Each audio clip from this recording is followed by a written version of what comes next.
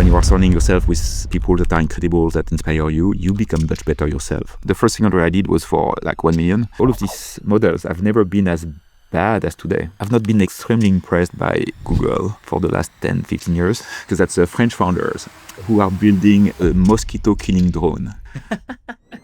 Today on Billions, I'm sitting down with Nicolas Dessaigne, the engineer who built everything on one idea, built Algolia into a multi-billion-dollar global search platform, and then did something almost no founder ever does. He walked away. Nicolas went from obsessing over one company for a decade to shaping hundreds of startups every year as a general partner at Combinator, the most influential accelerator on the planet. In this episode, we will talk about why he left Algolia, how founders should think about liquidity, what really happens inside YC, and why the next wave of AI will be bigger than anyone expects. If you ever wondered what happens when a unicorn founder switches sides and becomes the one choosing the next unicorns, this conversation will change the way you think about ambition, ego, and the future of startups. Thanks a lot for being here, Nicolas. Thank you, Guillaume. You're setting expectations very high here. Always. I know that you left Algolia a couple years ago from the board and about 5 years ago from the 2020 CEO. was when I left. Can you maybe walk us through why you decided to stop being the CEO at Algolia and also the transition into being part of the board of directors? Sure. That was a lot of learnings. The origin story for that decision was actually 2019 when we did our Series C, which was it worked well at the end, but it was probably the most challenging round that we did. Some bad hires, my CFO resigned in the middle, a lot of things happened. And so when I had the money in the bank, I pretty much took some time to think about what was best for the company before going back to day-to-day. And at that time, I was wondering, okay, would someone with more experience at later stage, especially with go-to-market, could that person do a better job? My conclusion at that time was yes. And so that's why I started to search a CEO to take my seat. And it took a few months, and I got my replacement joining us in May 2020. And at that point, I was not initially thinking about leaving, just getting someone else in the CEO seat. And when the opportunity happened, actually I could leave. I had a chat with my wife, and she took the decision in 1 minute. But you can leave? Of course you leave. It's been many years before. I have 3 kids, and I was not the most present father and husband. And so that was for them, that was, of course, that I had that opportunity to spend more time with them. So I took it. When you think of that decision, because you mentioned, at the time, it was the best decision for you, to become Yes. to switch and change role. Do you regret it sometime, or do you ask yourself No. no? No, not at all. No, the key here is that I think that was the best decision for me. I don't think that was the best decision for the company. Okay. And I've seen many, many other situations since then, working with other companies of founders. Because I left, some founders come to me and ask me, hey, I'm thinking about leaving. What should I do? And I usually come up with one question, which is, why do you want to leave? And there is 2 possible answers. I'm simplifying, of course. But one answer is hey, I'm burning out. And that's completely legit. In that case, let's see what we can do to help you. And maybe the solution is to leave. Your health is more important, your family, whatever. And then that's fair. And the other reason sometimes is, I think someone else could do a better job. And I've come to the conclusion that it never, ever happened. No one else can do a better job than the founders. Maybe for some time, for a couple of years, but not long term. The founders are the only ones who are going to think about their company long term and make the drastic decisions that sometime need to be done. A big AI shift, for example, a pandemic, whatever. There is a few things that could happen in your life. And the founders are also the ones who have the best instincts.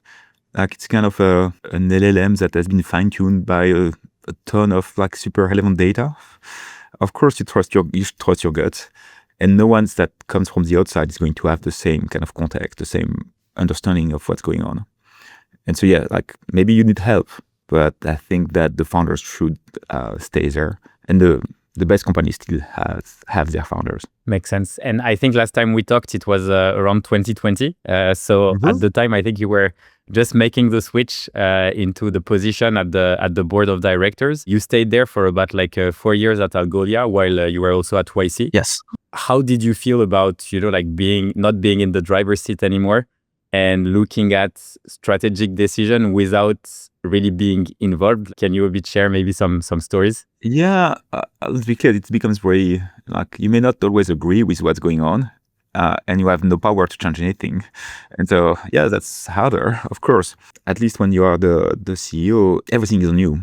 Failure, successes, but at least you can decide.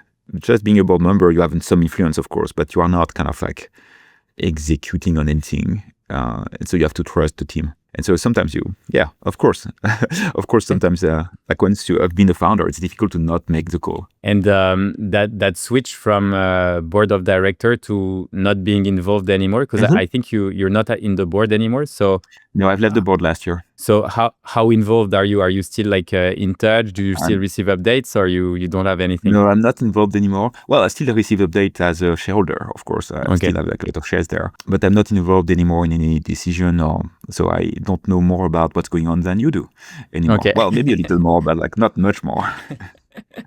No, I'm still in touch with some people, of course. Some of my best friends are people I met at Algolia. But I'm not actively involved anymore. Okay. And Algolia is a multi-billion-dollar company. You were the founder, so obviously, there always this question. When you leave the role of CEO, you've done, I think, up to Series D in fundraising. Series C in fundraising. Series D happened in 2021 after I left. Okay. So for every stage, do you take secondary as a founder? And when you left, did you also negotiate a package, or how exactly does that work, this part? Yeah. So yes, I took secondary starting at Series B. Okay. That's very common for founders to do that. And it's a way to de-risk their life. As a founder, your whole net worth is your company. And if the company goes under, you have zero. And that may lead you to make the wrong decisions, actually. And yes, that's how founders actually make money, is by selling some shares. Usually Series B and later. Lately, I've seen more even Series A, which is kind of a sign of the time. Rounds get bigger and some founders get money out of the table earlier. But it's never kind of crazy money, but still enough to maybe buy a house or this kind of stuff. And so I did secondary each round, and every round I didn't do at the time I left because I was not planning to leave. So I did some secondary at Series C, but then I left about a year later, and I didn't do anything at the time I left. But in Series D, I had the opportunity to do more. Okay, so what's kind of the reasoning? If you don't want to share numbers, it's fine, but maybe in terms of percentage of shares and how much? Sure. Happy to share. Actually, okay to share numbers. The first secondary I did was for 1 million. Okay. So that's kind of gives you the house. Yeah, that gives you the house pretty much.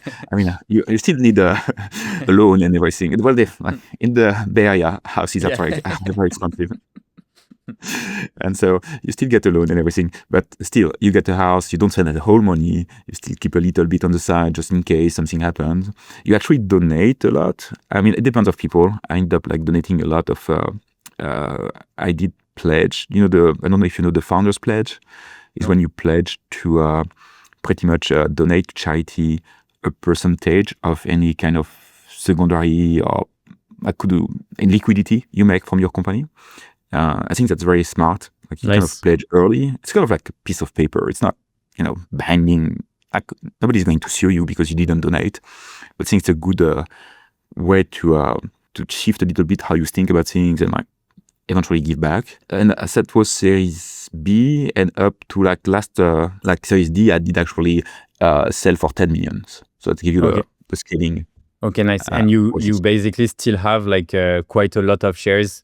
Still have enough shares to make money from Algolia one day maybe.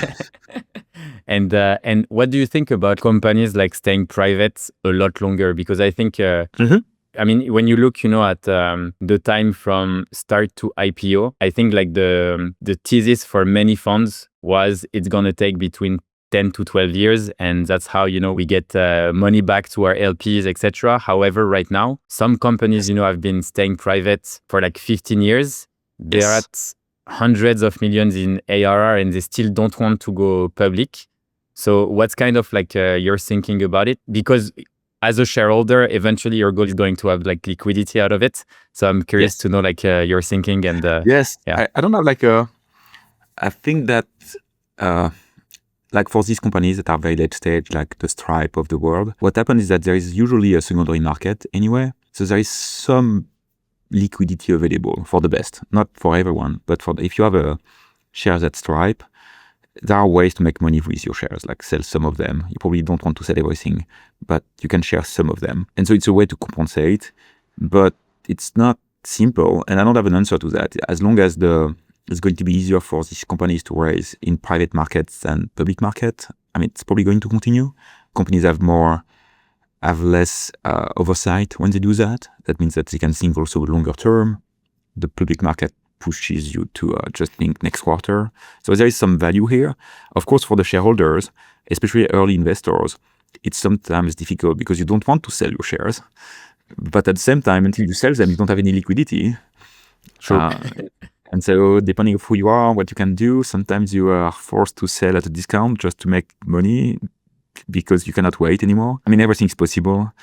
I don't have like a strong opinion in the sense of, we should definitely get more companies to IPO.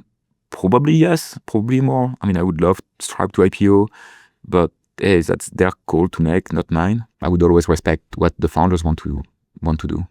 Okay. And now that you made the switch, from founder to Yes. general partner, can you maybe like share a bit the strategy of how YC invest? Like how long do they want to stay in companies? Do they decide like to sell eventually? Like who are the LPs? Like I'm curious to know about all that. I don't think we ever sell.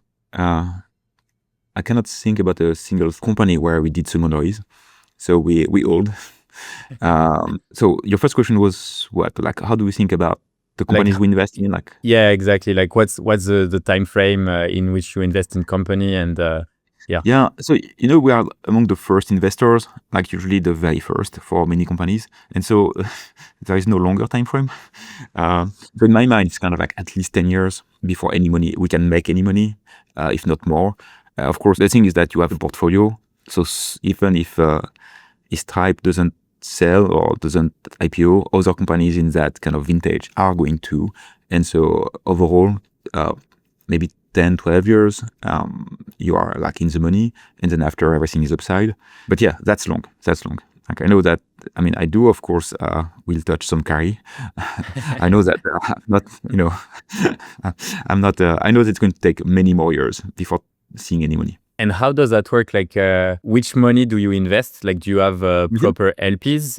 And also, like, is the carry based on your investment as a GP, or is it a pool and it's per? So we do have a proper, like, we do have LPs. We raised. I think the last fund was last year, 2.4 billion, and we'll raise others later. And like the functioning in YC is so different from any kind of traditional VC, but that part is kind of similar. We get like pretty much carry and everything the same way. No, however, to your question, we don't have, like, everyone is pretty much an equal partner. Okay. It's not my company that matters, it's the whole portfolio of companies. Okay, so you're not making investment directly. It's always like as YC, and you as a general partner don't get a specific carry for the company you selected. Exactly. We have our own companies, but it's more kind of like when we invest in the company, it's kind of we sign up for life, like to follow them, help them, and it's our companies forever. But the monetary incentive is across every company, the financial aspect. But to be honest, when we work with companies, we never think about the money. It's kind of like the magic of YC. The way we do, like, it's kind of like founder helping founders. Like, we don't behave like a traditional VC. That's what I love here. I don't think I could become a traditional investor. And I have nothing against them. I love them. I work with them. I love them to invest in my companies. That's great. But as a person, I don't know. That's not for me. versus what we do is more, it's closer to the founders. How can we help them? Sometimes against our financial incentives. Maybe sometimes it's better to push someone out, and no, we have the back of the founders. Okay. And I was quite curious because I think you joined YC in 2020. Yes. And since then, I feel like the batches and the amount of startup, that joined kind of like increased. Did you see some people from the outside would say that YC is not the same as it used to be, et cetera, but we still see like some amazing companies, and I think the quality is really high. But maybe can you explain the reason why you decided to open it up to maybe like more companies? And for you, as a GP, and also I know you have like tons of startup hours where you help like other startups. Yes. Like how did it change over the years? Yeah, I don't think. YC is kind of in perpetual kind of evolution. And so the YC I joined in 2020 is completely different from the YC I'm working at today. And obviously very different from the YC I joined as a founder back in 2014. And so, when I joined, everything was remote. And I think at that point, being remote over Zoom helped us scale the number of companies per partner. Like partners were able to work more efficiently with more companies. But we lost something out of that. Not the number of companies, that was not really the issue. It was the remote aspect. And I think the most important thing we lost there was the connections between people. One of the magic of YC is to gather together like the smartest founders on the planet at a given time. And when you are surrounding yourself with like people that are incredible, that inspire you, you become much better yourself. So it's kind of, there's a huge emulation between founders. And having that kind of batch where there is enough founders for you to find your peers, your people, that's going to make you so much better. The truth is that we have slightly less companies now than at the peak. I think the peak was like pandemic time remote. Now it's more driven by, I would actually say, the number of partners. Each partner is going to work with 20 to 25 companies per batch. Okay. And that's kind of like our limit because we have like more and more good applications. So we have to find new partners. We are working on it because there is so many great founders starting companies today. At some point, I think that's what I try to be at, like 25 companies per batch. And when I say per batch, we have 4 batches a year, but each partner only works 2 of them. Okay. So it's not like... So it's 50 per year. Yeah, it could be 50 companies per year. And to be honest, that's manageable. I get to know everyone very well. There is, of course, like kind of early on when you start, you don't know anyone, so you are more available. Like after 5 years, of course, you have like an history of alumni to work with. But it's kind of smoothed out. Like some companies are going to exit or to in one way or another. Alumni don't need as much time from you as the batch companies. And so at the end of the day, it's kind of like 50-50. Like 50% of my time is alumni, 50% is batch companies. I think that's a good ratio. Nice. And how exactly do you spot like the next billion-dollar companies? Because you're seeing so many applications all the time. Yeah. So have you found like a pattern or something, that where you feel like no secret formula? No, there is a lot of signal. There is no archetype or algorithm that's going to tell us, oh, this company we should fund because that's going to work. But after working with so many companies, it's kind of like a large language model that you have fine-tuned. Like you have so much data, you kind of like see things, but you constantly have to force yourself to not rely on maybe the patterns you've made in your mind without realizing, so that you are always open to new things. So you have to be careful. Now, how do we select companies? It's pretty much the founders. That's always goes back to the founders. The truth is that maybe a third of the companies are going to pivot anyway. And so if you rely on the idea, at that point in the life of companies, attraction is not really relevant either. So it's really, do I believe these founders have it in them to build a huge company? And sometimes we believe that more than the founders do themselves. Let's be clear. It's the potential that we try to evaluate, not who you are today. Okay. Because people grow and change. And so, of course, if you are already kind of like incredible, we believe in you as you are today, of course, that's a big plus. But sometimes, especially for kind of like a little bit more like nerdy developers that are not very whatever. Outgoing or Yeah, yeah, more introvert type. yeah. It's not as obvious, Mm. but you look at what they have built in their past, like what do they believe? How do they react to questions? Like, there is, even if they're shy, you can detect some great signals.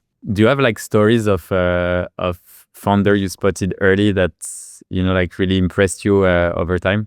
Yes, yes. And now it's kind of like selecting some stories that were, I don't know, like OneLead. So OneLead is they do compliance stuff like security and compliance. It's a company that's based in Europe. I think they're in Amsterdam. And the founder was not, your typical Stanford alum at all. He was more atypical, but he had done this kind of white hat, kind of security hacking stuff. It's kind of like pretty intense founder. So when we interviewed him, like, I kind of like, oh my God, like he's definitely out of the typical pattern, but there is something here. Like there is some intensity here. I think it's worth a bet. And so we did that In bet. what way was he like intense? Was it the thing you were saying, or like the way he was answering questions? Yeah. It was well, first, that interview was like years ago, so I want to be careful about my memories like play tricks sometimes, so you don't always remember exactly what's happening. But the first step was to actually decide to interview, because on paper it's not obvious, and so you have to find a kind of like these small elements. Oh, like kind of white hat hacker working on some security stuff. Early on, it was a pen testing kind of marketplace thing, which I was not in love of, as kind of an idea, basic idea, because others have tried before and failed. But there was enough like kind of weirdness here that was interesting to interview. And then you interview, and I remember not liking the idea much more at interview. But I think Brian, the founder, was intense in his answer. Like you could see he was really deeply convinced by what he was doing, by the importance of security. Like he appeared clearly as kind of like an exceptional hacker. And that's kind of like that kind of high beta signals that you want to find and then bet on. Does that make sense? Nice. Yeah, of course, Yeah, of course. it kind of worked out super well. Kind of like Yeah. they ended up raising a Series A.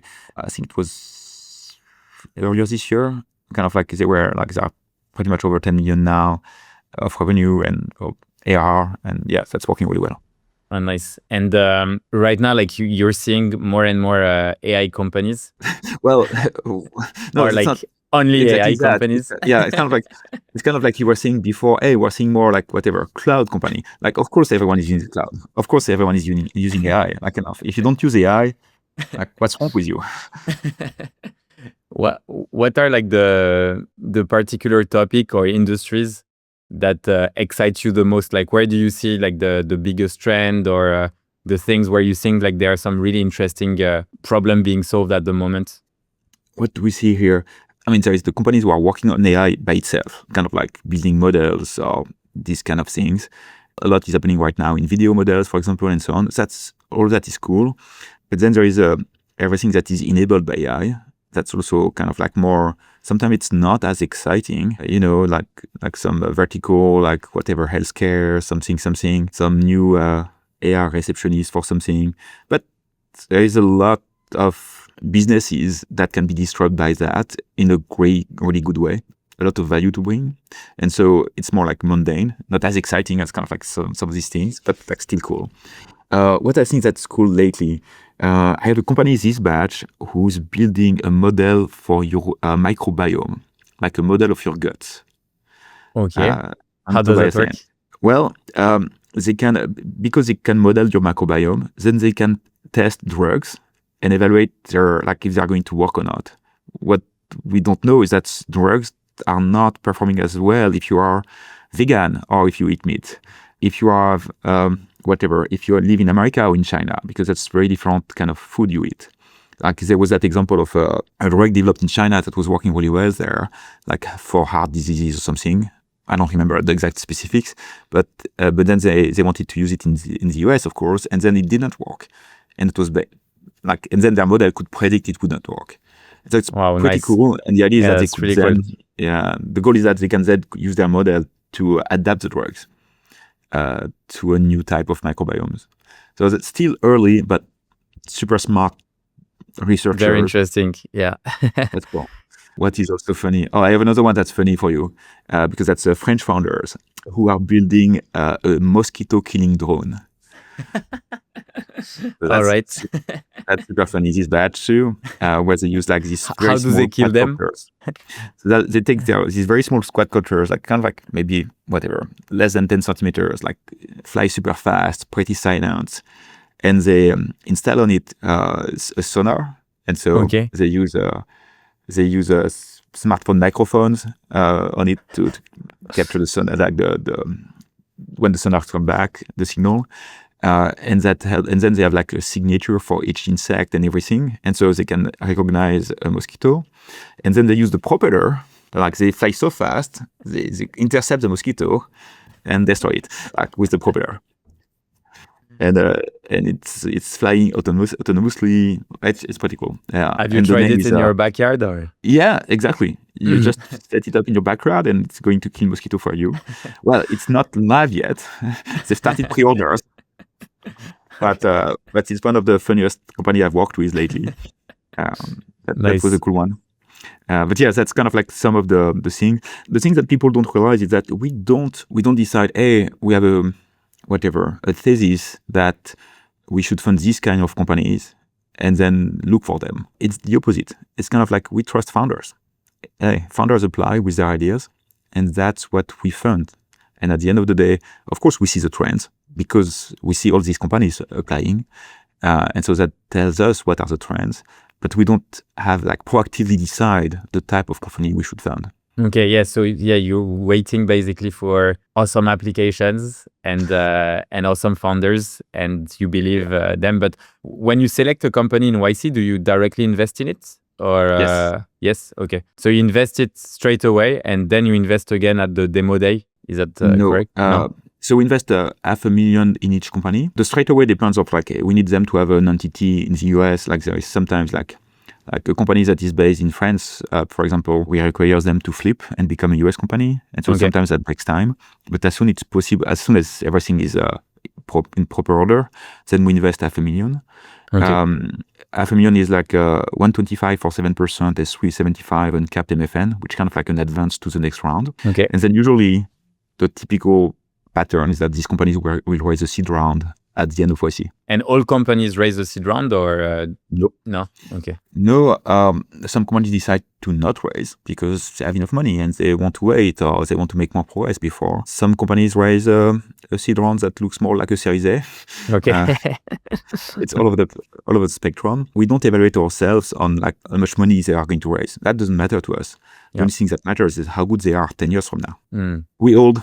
We said that before. Yeah, exactly. We're not going to fail anyway, so what matters is are they going to be successful or not? And do you feel, because I mean you've been you shared like two examples, one company killing mosquitoes, which is in some ways like a new market, because obviously what you have right now, like all the solutions that exist like don't work extremely well, or they can be pretty like annoying for humans. Yeah, exactly. So it's not really great for either the nature or the humans around it. And then you shared also like the health tech company. When you look at drug discovery, the biggest issue is as you mentioned, it's like right now it's possible to create a drug that would fit your genome, but it would take like so much time and money to do it that we don't do it because it's way too expensive. So not yet, exactly. So the question I have for you is with AI, you have like two ways of looking at this revolution, if we call it like this. One way is to say like, okay, if you take, for example, GitHub Copilot or Cursor or whatever dev tool, you could say, this is going to replace developers. So instead of spending like $100K on a developer, I can just have like an AI agent that can code or whatever. I mean, that's the dream, but let's pretend it can exist in the future. No. So you replace basically like workforce, or you have also the example you mentioned, which is we creating new market because the cost of something was like so huge before that we never thought of doing it. So where do you feel that the biggest opportunity is according to you? Oh, I think both are big. I would fund companies going after both, like let's be clear. And of course, The first one, there is always you are disrupting a existing market. That means like some people are going to lose their job. You're going to do their job much better. And so there is like that risk. But at the same time, because you do it better, like better, cheaper, more people will want it. And so in a way, you're going to grow the pie. Exactly where is it going to land? I don't know. My guess is that eventually it will be okay, but the time period before that eventually may be a little like bumpy. And that I don't know exactly how it's going to go. And then of course, like, I don't know, like, I live in the future in my mind. Like, it's kind of like, there's so many things that are going to be possible that were not possible before. Already today, it's a dream. Kind of like, of course, if you get fired from your job because you're replaced by a robot or by AI, it's terrible. And I don't want to dismiss that. But as a society, I think we're going the right direction. You just have to look back in time. Do you really want to go back in time and live like a century ago? My God. Like, no. No. I mean, me neither. Yeah, there's so many things that like the penicillin was not invented until when, like Second World War or something. I'm very bad with my history. That means you could die from some very small bacterial infection. And it was serendipity, like they found it by mistake. Yeah, like. yeah, well, it's kind of like, yes, I want the world to continue making progress. And is it going to be good for everyone? No. But at the same time, AI is also an equalizer of some kind. Everyone can use ChatGPT today for free. Just imagine that kind of power, especially in terms of education. It's gotten so good now that you can learn anything. You don't need special access. You don't need special privilege.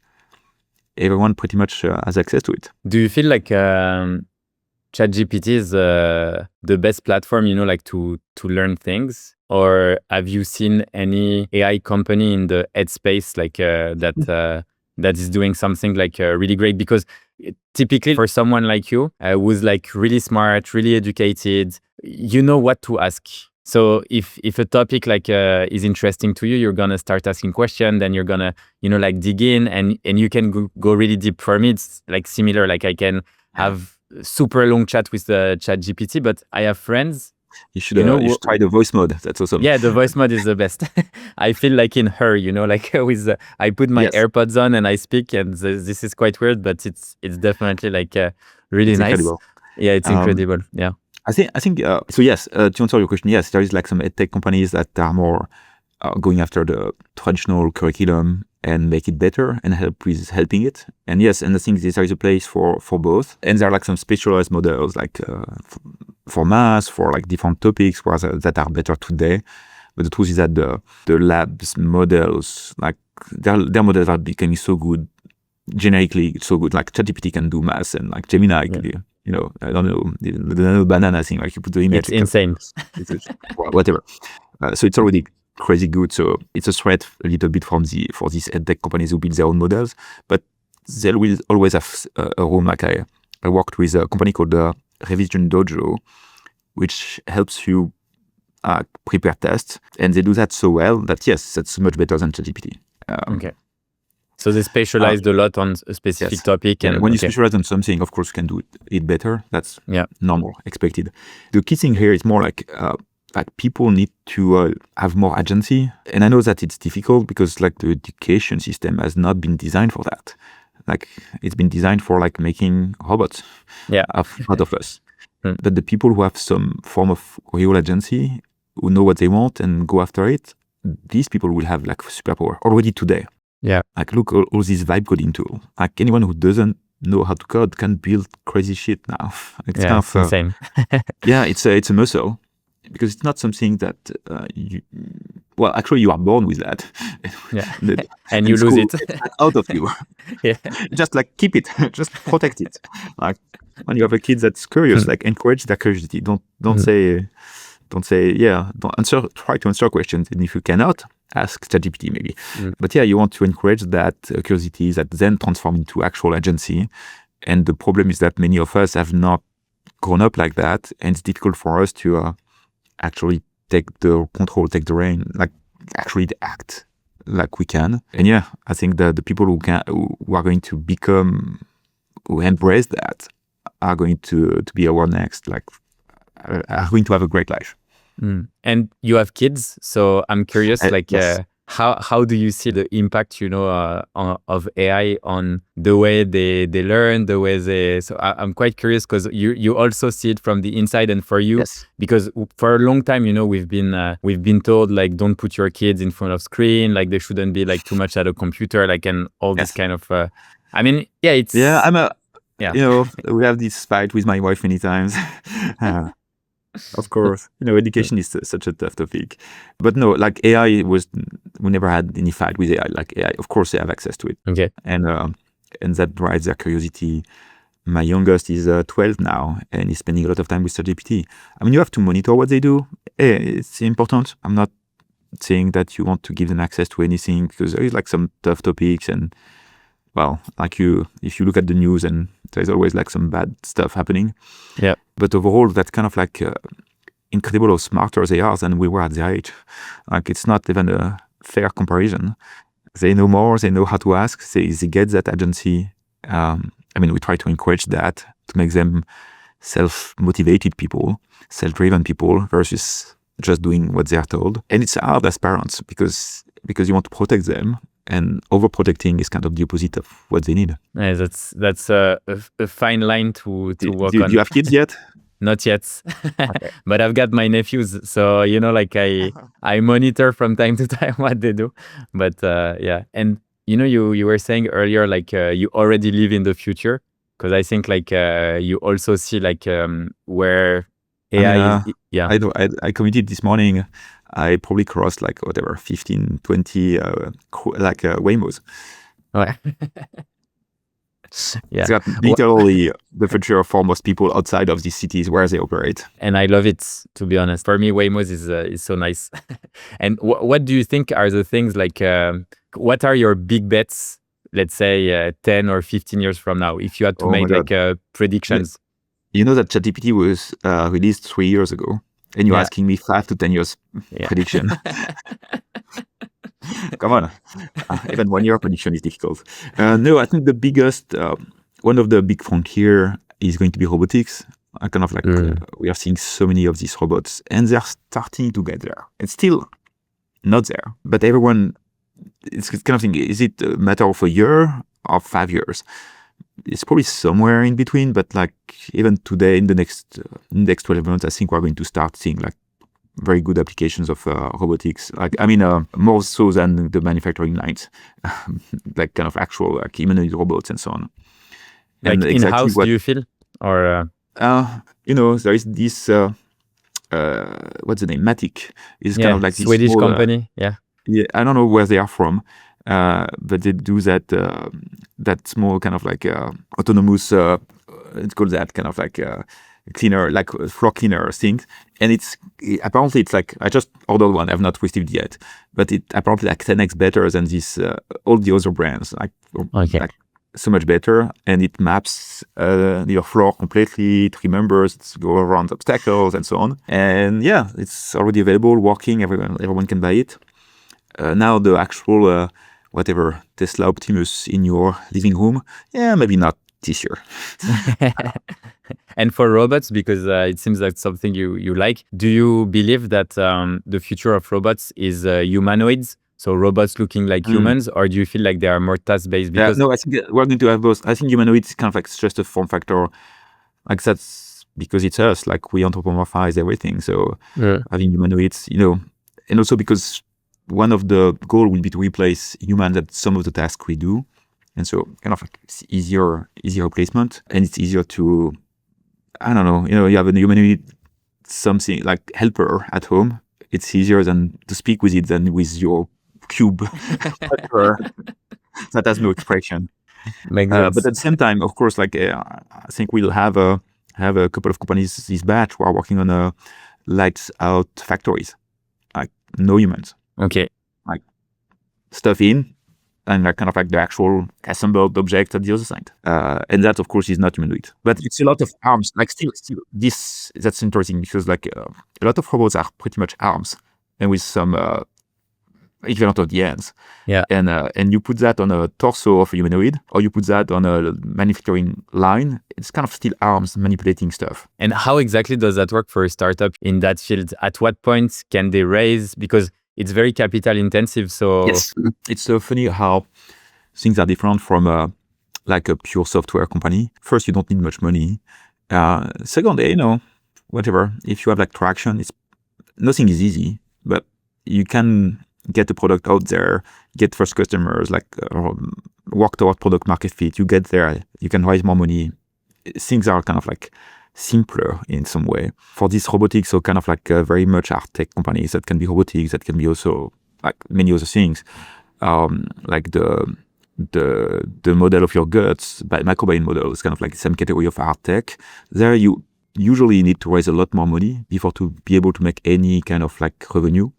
And so it's going to be more based on milestones, technology milestones, like what are the biggest risks? How can you demonstrate you solve that? And you need to be a good fundraiser. Okay. Like the nerdy dev behind their screen that is introvert, it's harder for them. Okay, makes sense. I'm also curious because you've been around on the tech side. You've already seen, what happened with Google and Alta Vista, and obviously, like you built Algolia, which was, I think it's a great story because you competed versus something that was really technical and open source, which was Elasticsearch, and I think it's very technical. So whenever you look at all the LLMs and how things are moving, it's also like very technical. And when OpenAI launched ChatGPT, everyone was quite kind of like amazed of what it could do. And we were like, okay, like the LLMs are going to be like the most important thing to work on. And then we start seeing like other models being able to compete. And then you have like models using other models to train. Yes. And basically it's a race. And we were looking at the biggest companies like Google, for example, and everyone was like, okay, maybe it's code red for Google, but they're not doing anything. And recently, you just raised the best model. Exactly. But for a long time, people were wondering, what's up with Google? And now when you look at Nano Banana, I think I don't know if you've tried it and spent time on it, but it's just like really insane. And Gemini, like the new Gemini 3 Pro is incredible for writing too. Like there is and then Anthropic came up with Opus that is even better for coding. Yes, that's good. I love that because like startups, it's kind of like commoditizing the models. I was chatting yesterday with a CodeGen startup, and the new Opus was a huge unlock for them, and they didn't have to do anything. Yeah. Just update settings. Okay, let's choose a new model. Oh my God, it's 10x better. What was the company? Like, what was it doing? Vybe, VYBE. They do some kind of like lovable for internal apps. Okay, and just by switching the model, they got like a 10x improvement for the users. I'm saying 10x. Yeah, I don't have any actual benchmark. It's just a better experience. Yeah. Okay. The word they used was game changer. Yes. Okay. Some of the things that would necessitate like dozens of prompts, kind of like they could one shot. And it's only going to get better. Like all of these models have never been as bad as today. They're only going to get better in the coming years, but even weeks. Like it's kind of like moving so fast. And all of these downstream startups or companies who are leveraging all of that benefit from that. The one big difference here with my time with Algolia is that everyone has access to the same models. And so it's impossible to get some technology moat when you are just a consumer of these models. And so you have to find your moat elsewhere. And probably that's kind of like a very different story. Like your IP, your code is not the most important thing anymore. Your code is kind of like a commodity. You can throw it out, replace it, develop again. And with some good tools, you can do that super fast. And what becomes the most important is more like things like evals, like making sure that you know how to test and evaluate the models, making sure they do the right thing, like guiding them, the prompting and everything. And so that's a very different kind of IP than what we were used to before. And then execution becomes even more important. Because in a world where everyone has access to the same tools, the best founders at executing are going to be the winners. And do you feel like to take a very specific example with OpenAI versus like Google, like Google have like a huge go-to-market or distribution, like they are in our mailboxes. We use, I mean, it's like they're almost everywhere. Yeah. And then you have like OpenAI, where obviously they're taking like market share from the search. Like if you had to bet, where would you put your money? Well, my money is already on OpenAI. Because they come out of YT. Good for you. But no, I think Google surprised us with their new model. Kind of like, I don't think many people saw it coming so good. I mean, they were good. They were already good, but I don't want to make them not as good as they are. But they were kind of like slowed down by all of these politics and red tape at Google. Like, it was too big a company. It was just too slow. I mean, they had these models in-house for a long, long time, but they didn't dare release them. They were too afraid of like the backslash. And I mean, like OpenAI didn't care, and they changed the world and pushed everyone to do better and faster. So is Google going to go back to sleep, or are they going to continue on that trend? I'm not sure. Maybe the founders got more involved. Maybe that's what triggered that. I don't know. I'm not in their, like, know what's going on in their mind. But I've not been extremely impressed by Google for the last 10, 15 years. That new release is probably the most impressive thing they've done. Maybe that's the start of something, or maybe that's just a blip. If it's just a blip, I don't believe Google will be the winner. Okay. What's maybe like one AI company that's really like that has impressed you a lot? And when I say AI company, I'm more talking like fundamentals. So OpenAI, Anthropic, etc. All of these labs are like incredible. I mean, what's interesting is that each of them is developing some doing one thing better than the others. Like if you look at Anthropic, like they are the best at code gen. And even Gemini 3 Pro, when it was released, it was super impressive. Extremely good at text, but not that good at code. And so many code gen companies tried Gemini and then realized, oh no, actually Anthropic is still better. And then Anthropic released their new version that is way, way better. And at the same time, I mean, I'm using ChatGPT all the time for everything else. Okay. At the end, everyone is catching up on everyone. I don't think anyone can keep a lead for a long time. I mean, ChatGPT has been very good at reasoning. That's the one thing that they do better than everyone else today. How do you use it for reasoning? Do you have like an example of things you've asked where you were like quite impressed? It's more like when you have very complex questions, it can deeper like search the web for you, collect. Like, it's kind of like your PhD student in a box. It's kind of like when you want to go deep on this stuff, like anything healthcare stuff, like it's actually super impressive. But yeah, who knows? And then there is the upcoming stuff that is still pretty much difficult to know what's going to work or not work. I don't know if you know about the ARC prize. No. ARC prize is something that François Chollet designed a long time ago. That was to test like AGI pretty much. Okay. And there was V1, V2, and then the V3 is going to be released soon. And it's kind of like tasks that are difficult to do for AI and very easy for humans. Okay.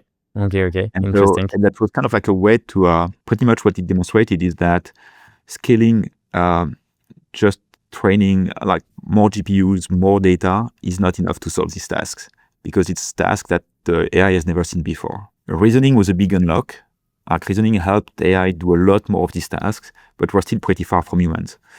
And that's interesting. And then there is that lab called NDA that is also behind our prize with these people, and who's working on new approaches. Okay. Have you seen what Yann Lequin is doing? I think with it's like learning not through it's learning through watching or something like this. Like they take image and I don't know. I've not looked at that closely, but I think it's mostly for videos, right?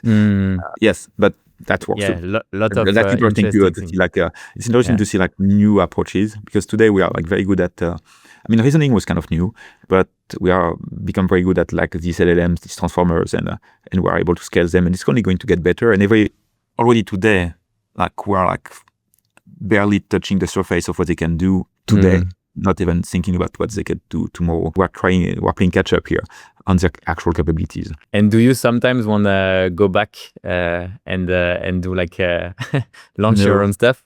I mean, yes and no. I mean, of course, sometimes you think about some stuff, but no in another way, because I've got the front row seat here. Mm-hmm. That's the one thing that I realized when I didn't really expect that when I joined YC after Algolia. Algolia, I had like deep expertise on one topic, but only one. And then YC, I started to be exposed to so many other things I had no idea about, like from healthcare to crypto, fintech, robotics, like all of this stuff that I didn't know anything about before.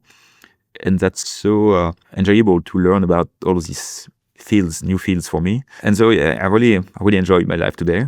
Now, nothing replaces being a founder. So yes, I still always a good thing, but like, yeah, I think it's not for me anymore. Okay. I'm too old now. And do you still build like some side projects with AI or like try new things? Yeah, I'm kind of like, I should force myself to do more. I don't know enough, but like, yeah, playing. Right now my project is home remodeling, so there's a lot to do. But once we move back, then it will be funny to look at all the automation and stuff. Like, once you have like some cameras, like, hey, why not plug that on some AI LLMs and make it speak? Nice. Maybe I'll try this kind of stuff. We'll see. Nice. I want to be cautious of your time. I know we're almost out of time. So a question that I would like to ask you is right now, like if you had to launch a company and you were like, let's say you're a founder, and or at least you want to be a founder, and your goal is to build like a company that has a huge impact that reach billions. I would love to understand like how would you go about finding this idea? Like what would be the question that you would ask yourself before getting started to a project that is like really big? It depends of where you are in life. If you are young in college or whatever, I would not even try. I would try to go after whatever you enjoy doing. Because the problem with you when you really try to strategize like what could be big and so on, you may end up working on something you don't like. Okay. And that's going to make your life a nightmare. Why would you do that? And the opposite is way better. When you are young and you don't have any constraints, it's kind of the perfect time to explore what you like, discover new ideas. And that's something that's great to do. Maybe you do that with some mates, like kind of like schoolmates that you like. And maybe, who knows, maybe some of the stuff you do becomes huge. And a lot of the big ideas started very small. I don't think Zuckerberg had an idea of what Facebook would become when he started. No, it was just a college project, pretty much. Well, not a college project in the sense of like a project assignment. that you're going to be assignment or something. No, it was a complete side project, but fun to do. And yes, it was some business idea, but he was building that for himself too. And I think there are a lot of these ideas like start like that. Even like Airbnb, they started to solve a problem because they faced it, and then they thought other people would need that. And so most of the biggest companies that really impact many people start like that, not because people knew from the get-go how big it would become. If you are older, I don't know, I would look at, okay, so first, as you grow up, keep your curiosity mind, like curiosity at like 100%. Like every time you go anywhere, if something could be done better, like just think about it. I'm not saying like act on every inefficiencies you discover in the world, but actually think about them. And that's going to train like your mind to just practice at seeing problems that needs to be solved. And then start going after the problem you think are the most painful for you. Again, you're working for yourself. And I think that's kind of like, if you are working, it's easier start. Of course, as you grow, as the company grows, you have to expand from there. And also, when you get older, you have experience, and you have like probably experience that nobody else has, like because everyone is unique. Lean into that. What do you know that others don't know? Like, what problem can you solve that others don't even know about? You see, like all these starting places, I think are better than trying to think big from the get-go, where it's kind of like it's too big. Like you have to start somewhere. Like then if you try to strategize, like I'm not going to do that because there is no way it can become big, then you don't ever start. I love it. Yeah, Best advice, I think. That's cool. Thanks a lot, Nicolas, for your time. Where do people can follow your updates or reach out to you? If they want to create a company, they should apply to YC. Okay. No, I don't know. I don't have like a big social presence. Okay. Well, I'm on X, on LinkedIn, everywhere, but like I'm not super Very active. active. Okay, awesome. Thanks a lot for your time. Thanks, Guillaume.